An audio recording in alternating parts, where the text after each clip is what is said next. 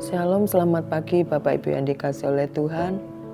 Puji Tuhan, kita akan berdoa sejenak sebelum kita merenungkan firman Tuhan.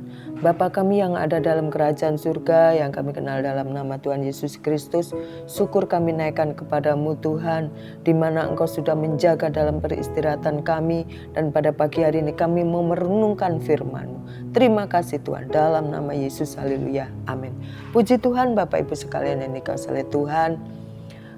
Bicara iman, kita akan teringat kepada bapa kita, yaitu Abraham, yang disebut dengan bapa beriman. Kita melihat bagaimana imannya kepada Tuhan begitu sangat luar biasa. Ya, apa yang dia minta karena percayanya, apa yang Tuhan perintahkan, tidak ada kata tidak, semuanya yes, ya Tuhan, aku mau lakukan itu. Di nama Tuhan, sehingga Tuhan memberikan label kepada Abraham adalah Bapa orang beriman. Puji Tuhan, pada pagi hari ini kita akan belajar di dalam kitab Markus 7 ayat 24-30. Markus 7 ayat 24-30, tetapi saya akan membaca hanya ayat ke 26-28. Saya akan membacanya. Perempuan itu seorang Yunani bangsa Sirofenisia. Ia memohon kepada Yesus untuk mengusir setan dari anaknya. Lalu Yesus berkata, biarlah anak-anak kenyang dahulu, sebab tidak patut mengambil roti yang disediakan bagi anak-anak dan melemparkannya kepada anjing. Tetapi perempuan itu menjawab, benar Tuhan, tetapi anjing yang dibawa meja juga makan remah-remah yang dijatuhkan anak-anak. Puji Tuhan. Bapak Ibu yang dikasihi oleh Tuhan, perempuan Sirofenisia ini adalah perempuan yang cukup berada secara ekonomi, ya. Nah, kalaupun kita ini diposisikan menjadi perempuan Sirofenisia, dan pada saat Tuhan mengatakan, biarlah anak-anak kenyang dahulu, sebab tidak patut mengambil roti yang disediakan bagi anak-anak dan melemparkannya kepada anjing. Jawabnya, benar Tuhan, tetapi anjing yang dibawa meja juga makan remah-remah yang dijatuhkan anak-anak.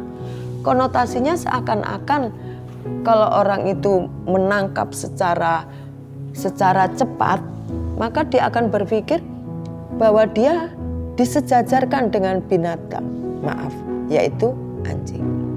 Padahal di sini maksud Tuhan tidak seperti itu, ya, tidak seperti itu. Ada kalanya Tuhan Yesus mengambil tindakan yang tidak dapat kita mengerti kalau kita berpikiran secara negatif, seperti apa yang disampaikan oleh Tuhan Yesus kepada wanita Sirofenisia. Saya catat di sini 3 hal yang Yesus melakukan terhadap wanita Sirofenisia, yaitu Tuhan sama sekali tidak menjawabnya waktu perempuan Sirofenisia berkata, memohon.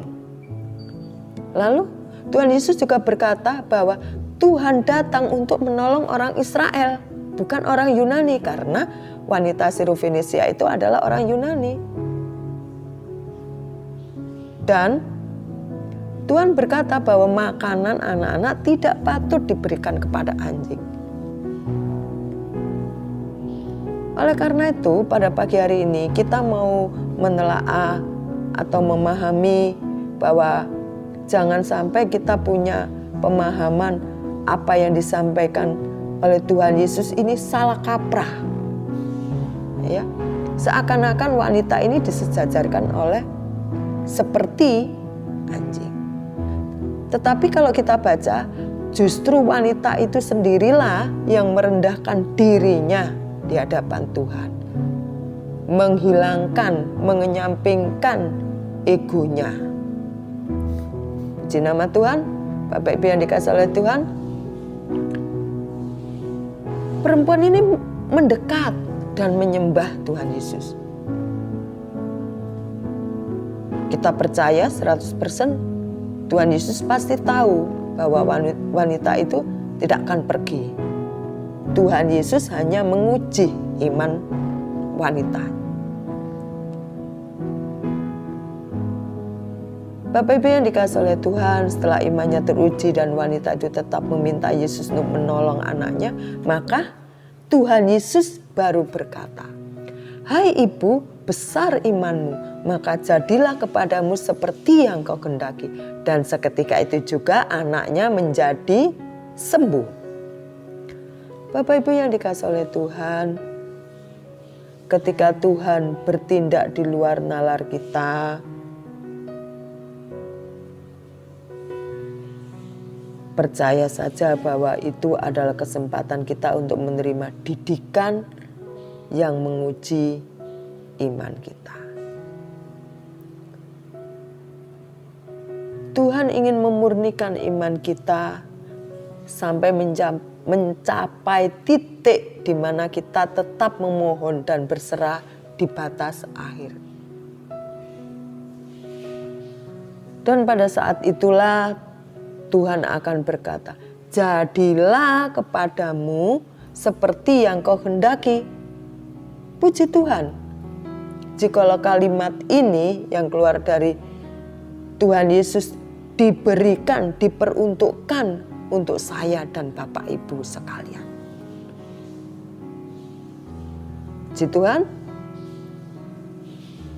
Bapak Ibu sekalian yang dikasihi oleh Tuhan,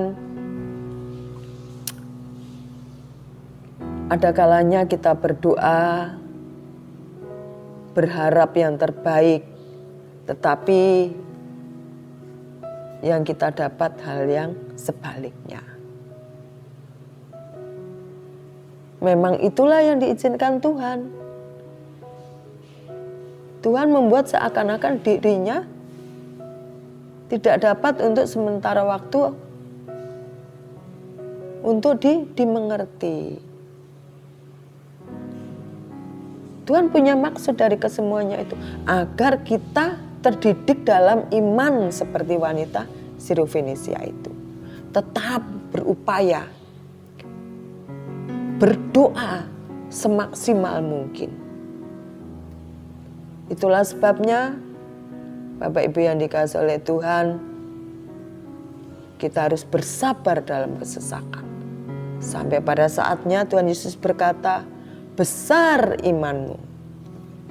Puji nama Tuhan. Bapak Ibu yang sekalian dikasihi oleh Tuhan, Ayub 23 ayat 10 mengatakan, "Karena ia tahu jalan hidupku, seandainya ia menguji aku akan timbul seperti emas." Alangkah bahagianya jikalau kita izinkan Tuhan menguji kita dan kita timbul seperti emas. Kita adalah menjadi sangat bersuka cita. Mempunyai iman yang kokoh. Iman yang benar-benar kita tancapkan kepada Tuhan. Iman yang teguh. Oleh karena itu sikap kita adalah kita berkata kepada Tuhan, "Tuhan, ini aku. Didiklah aku Tuhan. Supaya apabila Engkau memurnikan aku dengan cara-Mu Bapa, kiranya Engkau temukan aku seperti emas yang bersinar di hadapan-Mu. Dan Engkau akan berkata, besar imanmu anakku, maka jadilah seperti yang Kau kehendaki." Puji nama Tuhan, kita rindukan setiap kita. Tuhan berkata, besar imanmu maka jadilah kepadamu seperti yang Kau kehendaki. Puji nama Tuhan, selamat pagi, tetap beriman, tetap berharap sepenuhnya kepada Tuhan, tancapkan iman kita kepada Tuhan menjadi iman yang kokoh. Selamat pagi, selamat beraktivitas, Tuhan Yesus memberkati. Amin.